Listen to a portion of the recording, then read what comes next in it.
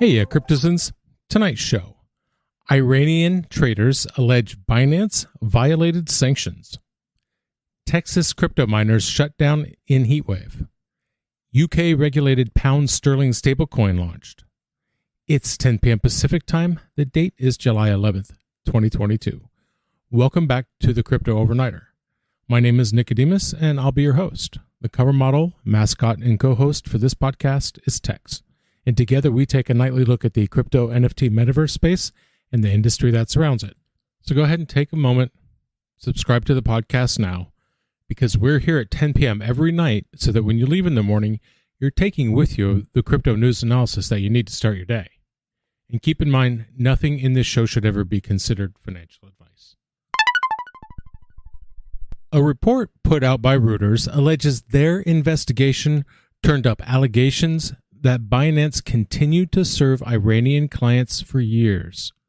That's despite both U.S. sanctions and an internal company policy. So the U.S. government said, don't allow trades in Iran. Binance said, don't allow trades in Iran. And now Reuters is saying trades happened regardless. So here's what happened. Ever since 1979, the U.S. has imposed and lifted sanctions against Iran. It was during the Carter administration that radical students took over the American embassy in Tehran. They took the embassy and a number of hostages. Now, they held on to those hostages until 1981. That's when those first set of sanctions was lifted. They were reinstated in 1987. Now, one of the most important points is that in 1995, sanctions were expanded. So if you were a business who did business in Iran, you would get sanctioned too. And so it came to pass that in 2015, the sanctions were lifted. And then in 2018, those sanctions were reinstated. And in addition to the sanctions against the government and any company that does business there, there are also sanctions against the Iranian financial institutions, the Iranian National Bank, and financial assets of the Supreme Leader's Inner Council. Now, China chose to test those sanctions, and in turn, some of their companies were sanctioned for dealing with Iran. So this is a serious thing that's not a surprise to pretty much anyone.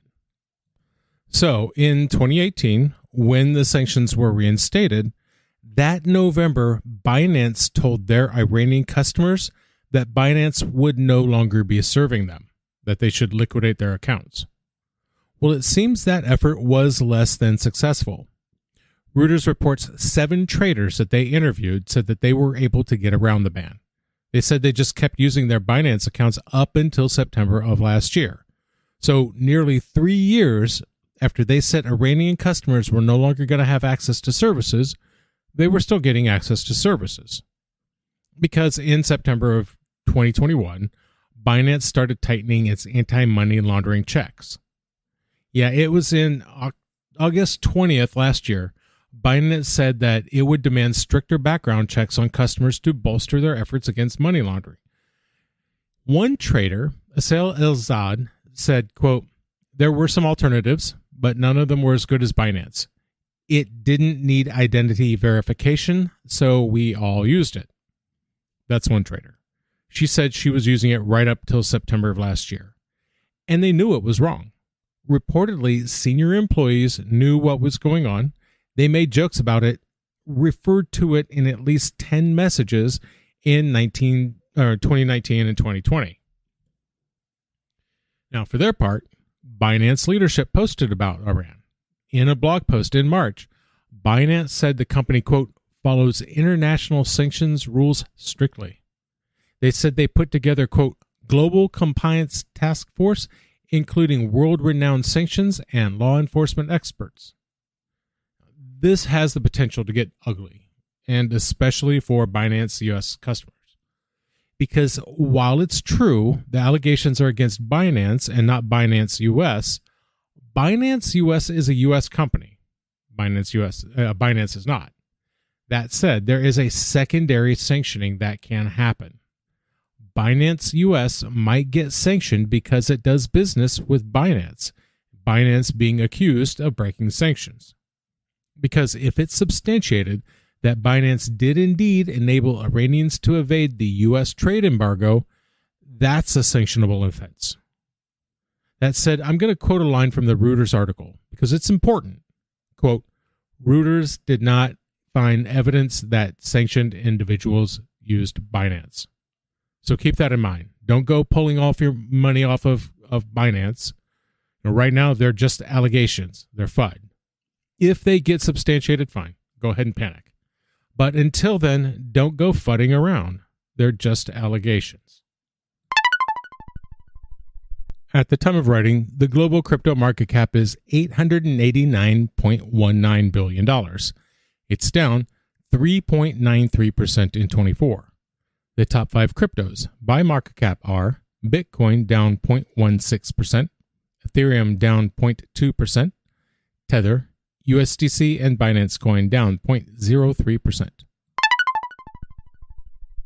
ERCOT is the Electric Reliability Council of Texas.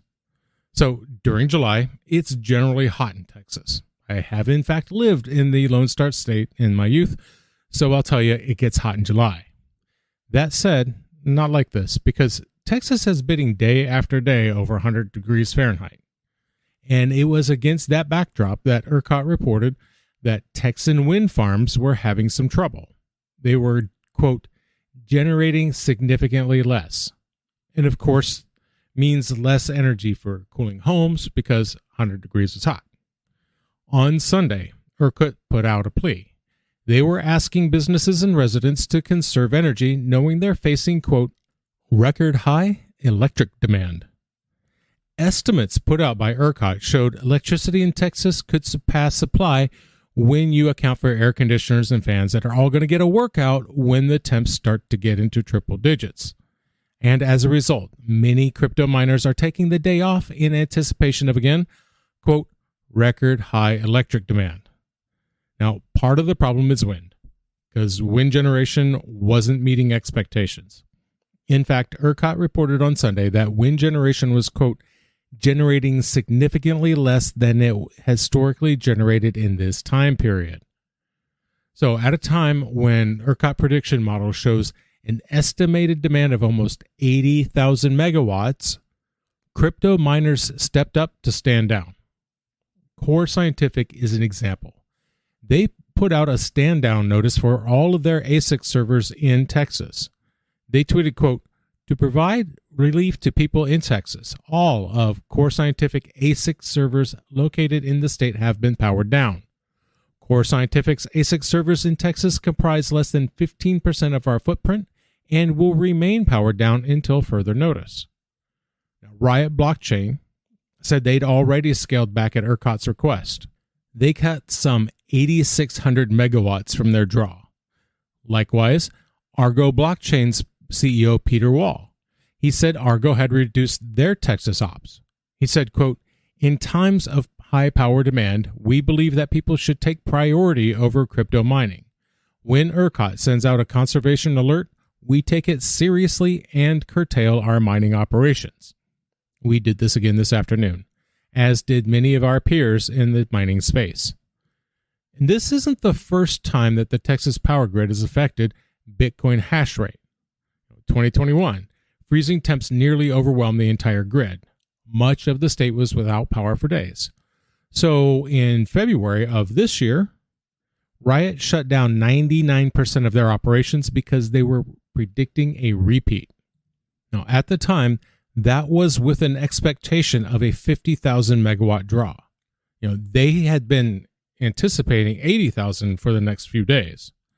But even with the problems with the winter grid shutdowns and record heat shutdowns, Texas is still bringing them in.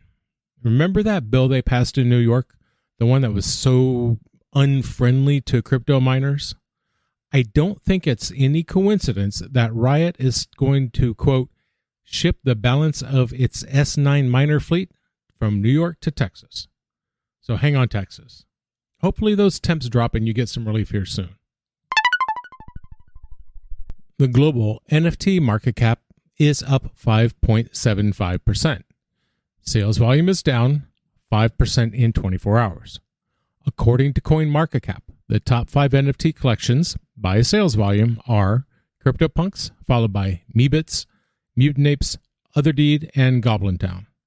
Now keep in mind, some of these collections have very volatile prices, so do your own research. It's called the Pound Token. Pound Token. 2 words, altogether, no capitalization, just Pound Token.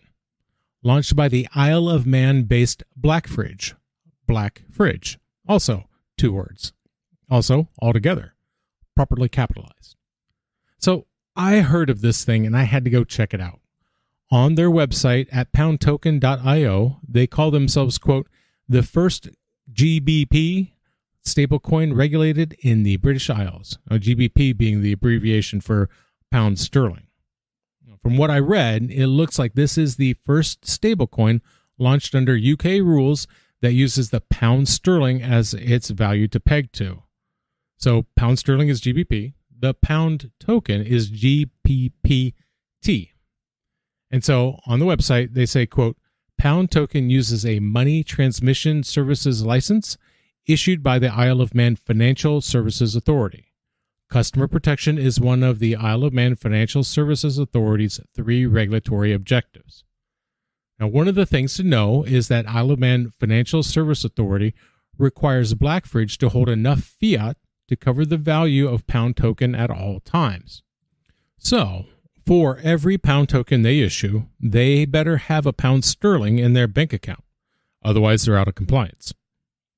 Alan Sun is Blackfridge's CEO, and he was talking about the state of crypto markets and the things that have been rough lately, but especially for unbacked or unregulated stablecoins. You don't have to look too far afield to see that's true. Terra Luna's collapse is an example. Neutrino, USDN, I just took a look and it's down to 98.5 cents each. Justin Sun's USDD is better off at 99.5 cents each, but that's still not pegged. And that's one of the concerns that Sun was talking about when he said, quote, for stablecoin holders, GBPT offers a unique combination. The stability of the British pound and the reassurance of strict British financial regulations, combined with the speed, transparency, and integrity of the blockchain. And that's going to be true as long as they're legally licensed by the Isle of Man's FSA to operate in the country. Sun continued saying, quote, British financial regulation and regular audits offer buyers peace of mind that their pound token can be cashed out at 1-for-1 at any time, and our world-leading technology offers direct access to cryptocurrency and DeFi markets for the sterling-based economy. GBPT is a coin with a huge number of real-world uses in both in the crypto markets and beyond. Now, they've set things up with one of the big 4 accountancy agencies to validate their holding reserves on a monthly attestation. GPMG has been brought on board to ensure that the coin is 100% backed by reserves. Nicholas Maben is the COO of Pound Token. He was talking about the need to be able to trust your stablecoin is truly going to be stable. He said, quote, following the boom in decentralized finance, stablecoins have become an integral part of the crypto sector. Many are aware that the crypto market can be unpredictable.